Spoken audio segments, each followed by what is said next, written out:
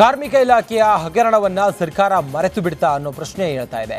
BJP ಅವಧಿಯಲ್ಲಿ ನಡೆದ ಹಗರಣ ಇದು. ಆಗ ಕಾರ್ಮಿಕ ಸಚಿವರಾಗಿದ್ದ ಹೆಬ್ಬಾರ್ ಮೇಲೆ ಆರೋಪ ಕೇಳಿ ಬಂದಿತ್ತು. ಇದರ ಬಗ್ಗೆ ಪ್ರಿಯಾಂಕ್ ಖರ್ಗೆ ಅವರು ಸುದೀರ್ಘ ಸುದ್ದಿಗೋಷ್ಠಿಯನ್ನು ನಡೆಸಿ ಹಗರಣದ ಬಗ್ಗೆ ಮಾಹಿತಿಯನ್ನು ನೀಡಿದರು. ಈಗ ಈ ಹಗರಣದ ಬಗ್ಗೆ ಸಚಿವ ಸಂತೋಷ್ ಲಾಡ್ಗೆ ಗೊತ್ತೇ ಇಲ್ವಂತೆ. ಕಾರ್ಮಿಕ ಕಿಟ್ ಹಾಗೂ ಕಾರ್ಮಿಕರ ಮಕ್ಕಳಿಗಾಗಿ ಕೊಡುವ ಶಾಲಾ ಕಿಟ್ ಖರೀದಿಯಲ್ಲಿ ಹಗರಣ ನಡೆದಿದೆ ಅನ್ನೋ ಆರೋಪ ಇದು. ರಾಯಚೂರಿನ ಸರ್ಕಾರಿ ಶಾಲೆಗೆ ಮಾಟ ಮಂತ್ರದ ಕಾಟ ಶುರುವಾಗಿದೆ ಅನ್ನೋ ಆರೋಪ ಕೇಳಿಬಂದಿದೆ. ರಾಯಚೂರು ಜಿಲ್ಲೆ ಮಾನ್ವಿ ತಾಲೂಕಿನ ಗೋರ್ಕಲ್ ಗ್ರಾಮದ ಶಾಲೆಯಲ್ಲಿ ಈ ಘಟನೆ ನಡೆದಿದೆ.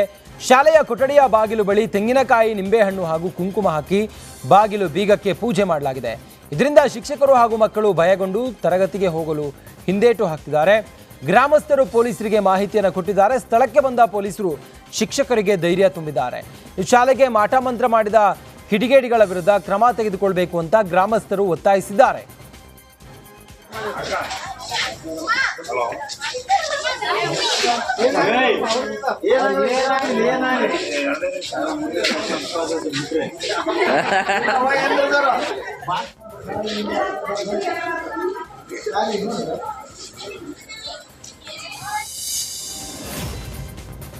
ಬೆಂಗಳೂರಿನಲ್ಲಿ ಯುವತಿಯ ಜೊತೆ ವ್ಯಕ್ತಿಯೊಬ್ಬ ಸಭ್ಯವಾಗಿ ವರ್ತಿಸಿದ್ದಾನೆ. ನವೆಂಬರ್ 11ನೇ ತಾರೀಕು ನಡೆದಂತಹ ಘಟನೆ ತಡವಾಗಿ ಬೆಳಕಿಗೆ ಬಂದಿದೆ. ಕುಡಿದ ಮತ್ತಿನಲ್ಲಿ ಬೈಕಲ್ಲಿ ಹೋಗ್ತಾ ಇದ್ದ ಆರೋಪಿ ಅರುಣ್ ಯುವತಿಯ ಜೊತೆ ಅಸಭ್ಯವಾಗಿ ವರ್ತಿಸಿ ಪರಾರಿಯಾಗಿದ್ದ. ರಾಮಮೂರ್ತಿ ನಗರ ಪೊಲೀಸರು ಆರೋಪಿ ಅರುಣ್ ಎಂಬಾತನನ್ನ ಬಂಧಿಸಿ ಜೈಲಿಗಟ್ಟಿದ್ದಾರೆ.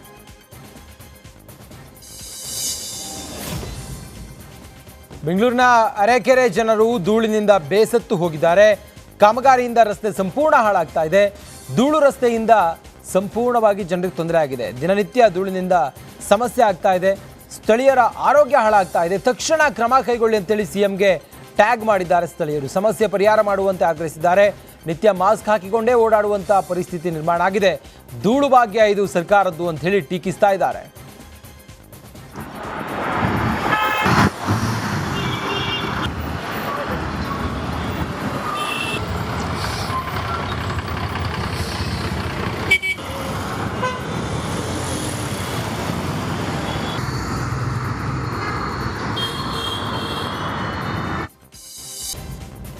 ಕಾರ್ಮಿಕ ಇಲಾಖೆಯ ಹಗರಣವನ್ನ ಸರ್ಕಾರ ಮರೆತು ಬಿಡ್ತಾ ಅನ್ನೋ ಪ್ರಶ್ನೆ ಹೇಳ್ತಾ ಇದೆ.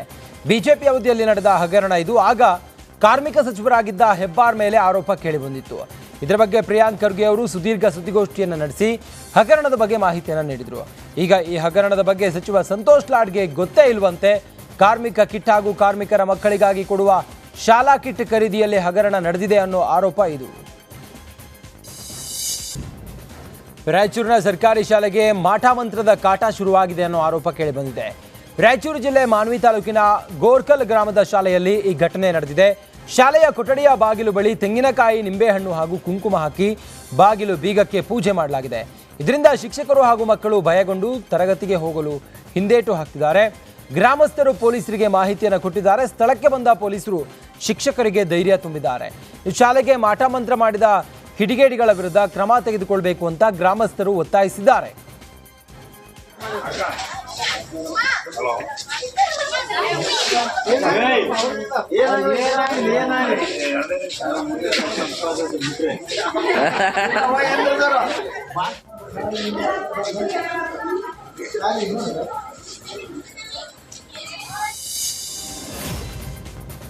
ಬೆಂಗಳೂರಿನಲ್ಲಿ ಯುವತಿಯ ಜೊತೆ ವ್ಯಕ್ತಿಯೊಬ್ಬ ಸಭ್ಯವಾಗಿ ವರ್ತಿಸಿದ್ದಾನೆ. ನವೆಂಬರ್ 11ನೇ ತಾರೀಕು ನಡೆದಂತಹ ಘಟನೆ ತಡವಾಗಿ ಬೆಳಕಿಗೆ ಬಂದಿದೆ. ಕುಡಿದ ಮತ್ತಿನಲ್ಲಿ ಬೈಕಲ್ಲಿ ಹೋಗ್ತಾ ಇದ್ದ ಆರೋಪಿ ಅರುಣ್ ಯುವತಿಯ ಜೊತೆ ಅಸಭ್ಯವಾಗಿ ವರ್ತಿಸಿ ಪರಾರಿಯಾಗಿದ್ದ. ರಾಮಮೂರ್ತಿ ನಗರ ಪೊಲೀಸರು ಆರೋಪಿ ಅರುಣ್ ಎಂಬಾತನನ್ನ ಬಂಧಿಸಿ ಜೈಲಿಗಟ್ಟಿದ್ದಾರೆ.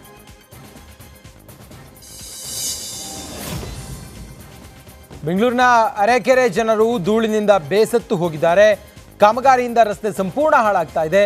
ಧೂಳು ರಸ್ತೆಯಿಂದ ಸಂಪೂರ್ಣವಾಗಿ ಜನರಿಗೆ ತೊಂದರೆ ಆಗಿದೆ. ದಿನನಿತ್ಯ ಧೂಳಿನಿಂದ ಸಮಸ್ಯೆ ಆಗ್ತಾ ಇದೆ.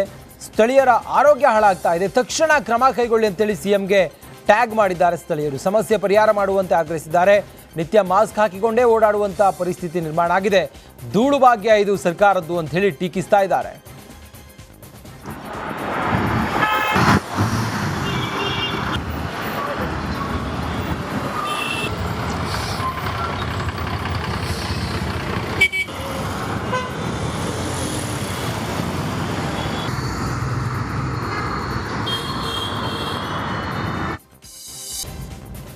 ಕಾರ್ಮಿಕ ಇಲಾಖೆಯ ಹಗರಣವನ್ನ ಸರ್ಕಾರ ಮರೆತು ಬಿಡ್ತಾ ಅನ್ನೋ ಪ್ರಶ್ನೆ ಹೇಳ್ತಾ ಇದೆ. ಬಿಜೆಪಿ ಅವಧಿಯಲ್ಲಿ ನಡೆದ ಹಗರಣ ಇದು. ಆಗ ಕಾರ್ಮಿಕ ಸಚಿವರಾಗಿದ್ದ ಹೆಬ್ಬಾರ್ ಮೇಲೆ ಆರೋಪ ಕೇಳಿ ಬಂದಿತ್ತು. ಇದರ ಬಗ್ಗೆ ಪ್ರಿಯಾಂಕ್ ಖರ್ಗೆ ಅವರು ಸುದೀರ್ಘ ಸುದ್ದಿಗೋಷ್ಠಿಯನ್ನು ನಡೆಸಿ ಹಗರಣದ ಬಗ್ಗೆ ಮಾಹಿತಿಯನ್ನು ನೀಡಿದರು. ಈಗ ಈ ಹಗರಣದ ಬಗ್ಗೆ ಸಚಿವ ಸಂತೋಷ್ ಲಾಡ್ಗೆ ಗೊತ್ತೇ ಇಲ್ವಂತೆ. ಕಾರ್ಮಿಕ ಕಿಟ್ ಹಾಗೂ ಕಾರ್ಮಿಕರ ಮಕ್ಕಳಿಗಾಗಿ ಕೊಡುವ ಶಾಲಾ ಕಿಟ್ ಖರೀದಿಯಲ್ಲಿ ಹಗರಣ ನಡೆದಿದೆ ಅನ್ನೋ ಆರೋಪ ಇದು. ರಾಯಚೂರಿನ ಸರ್ಕಾರಿ ಶಾಲೆಗೆ ಮಾಠಮಂತ್ರದ ಕಾಟ ಶುರುವಾಗಿದೆ ಅನ್ನೋ ಆರೋಪ ಕೇಳಿಬಂದಿದೆ. ರಾಯಚೂರು ಜಿಲ್ಲೆ ಮಾನ್ವಿ ತಾಲೂಕಿನ ಗೋರ್ಕಲ್ ಗ್ರಾಮದ ಶಾಲೆಯಲ್ಲಿ ಈ ಘಟನೆ ನಡೆದಿದೆ. ಶಾಲೆಯ ಕೊಠಡಿಯ ಬಾಗಿಲು ಬಳಿ ತೆಂಗಿನಕಾಯಿ, ನಿಂಬೆಹಣ್ಣು ಹಾಗೂ ಕುಂಕುಮ ಹಾಕಿ ಬಾಗಿಲು ಬೀಗಕ್ಕೆ ಪೂಜೆ ಮಾಡಲಾಗಿದೆ. ಇದರಿಂದ ಶಿಕ್ಷಕರು ಹಾಗೂ ಮಕ್ಕಳು ಭಯಗೊಂಡು ತರಗತಿಗೆ ಹೋಗಲು ಹಿಂದೇಟು ಹಾಕ್ತಿದ್ದಾರೆ. ಗ್ರಾಮಸ್ಥರು ಪೊಲೀಸರಿಗೆ ಮಾಹಿತಿಯನ್ನು ಕೊಟ್ಟಿದ್ದಾರೆ. ಸ್ಥಳಕ್ಕೆ ಬಂದ ಪೊಲೀಸರು ಶಿಕ್ಷಕರಿಗೆ ಧೈರ್ಯ ತುಂಬಿದ್ದಾರೆ. ಈ ಶಾಲೆಗೆ ಮಾಠಮಂತ್ರ ಮಾಡಿದ ಕಿಡಿಗೇಡಿಗಳ ವಿರುದ್ಧ ಕ್ರಮ ತೆಗೆದುಕೊಳ್ಳಬೇಕು ಅಂತ ಗ್ರಾಮಸ್ಥರು ಒತ್ತಾಯಿಸಿದ್ದಾರೆ.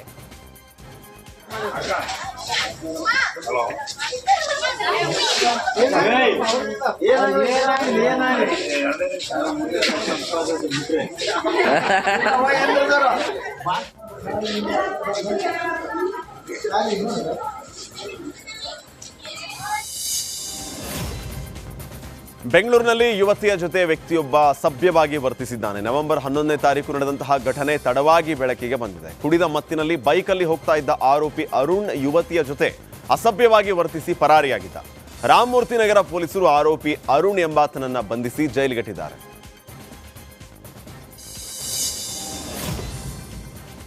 ಬೆಂಗಳೂರಿನ ಅರೆಕೆರೆ ಜನರು ಧೂಳಿನಿಂದ ಬೇಸತ್ತು ಹೋಗಿದ್ದಾರೆ. ಕಾಮಗಾರಿಯಿಂದ ರಸ್ತೆ ಸಂಪೂರ್ಣ ಹಾಳಾಗ್ತಾ ಇದೆ. ಧೂಳು ರಸ್ತೆಯಿಂದ ಸಂಪೂರ್ಣವಾಗಿ ಜನರಿಗೆ ತೊಂದರೆ ಆಗಿದೆ. ದಿನನಿತ್ಯ ಧೂಳಿನಿಂದ ಸಮಸ್ಯೆ ಆಗ್ತಾ ಇದೆ. ಸ್ಥಳೀಯರ ಆರೋಗ್ಯ ಹಾಳಾಗ್ತಾ ಇದೆ. ತಕ್ಷಣ ಕ್ರಮ ಕೈಗೊಳ್ಳಿ ಅಂತೇಳಿ ಸಿಎಂಗೆ ಟ್ಯಾಗ್ ಮಾಡಿದ್ದಾರೆ ಸ್ಥಳೀಯರು. ಸಮಸ್ಯೆ ಪರಿಹಾರ ಮಾಡುವಂತೆ ಆಗ್ರಹಿಸಿದ್ದಾರೆ. ನಿತ್ಯ ಮಾಸ್ಕ್ ಹಾಕಿಕೊಂಡೇ ಓಡಾಡುವಂಥ ಪರಿಸ್ಥಿತಿ ನಿರ್ಮಾಣ ಆಗಿದೆ. ಧೂಳು ಭಾಗ್ಯ ಇದು ಸರ್ಕಾರದ್ದು ಅಂತ ಹೇಳಿ ಟೀಕಿಸ್ತಾ ಇದ್ದಾರೆ.